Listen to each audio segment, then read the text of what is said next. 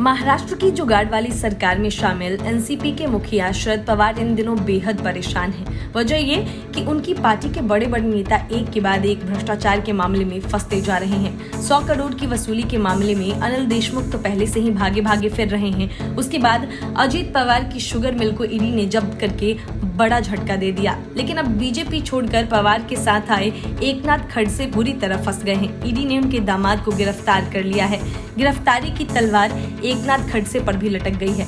असल में पुणे के जमीन घोटाले में महाराष्ट्र के पूर्व मंत्री और राष्ट्रवादी कांग्रेस पार्टी के नेता एकनाथ खड़से को बड़ा झटका लगा है। प्रवर्तन निदेशालय ने उनके दामाद गिरीश चौधरी को गिरफ्तार कर लिया है।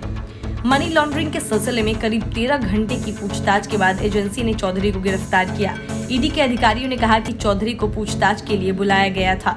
देर शाम तक पूछताछ चलती रही और उसके बाद उन्हें गिरफ्तार कर लिया गया।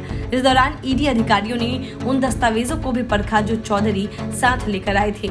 इसी साल जनवरी में प्रवर्तन निदेशालय ने खड़से से भी पूछताछ की थी। उन्होंने गिरफ्तारी से बचने के लिए बॉम्बे हाई कोर्ट का दरवाजा भी खटखटाया था। उन्होंने आरोप लगाया था कि भाजपा छोड़कर एनसीपी में शामिल होने के कारण उन पर ये कार्रवाई की गई है।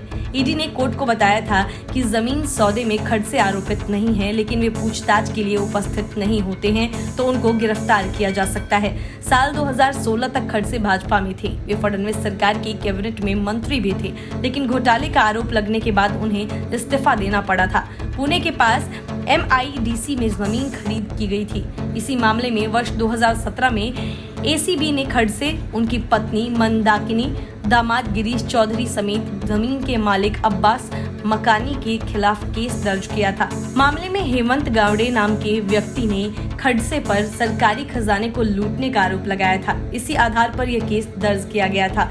हालांकि साल 2018 में ACB ने खड़से को क्लीन चिट दे दी थी। इस मामले में खड़से ने सफाई देते हुए कहा कि उनकी पत्नी ने वो जमीन खरीदी थी।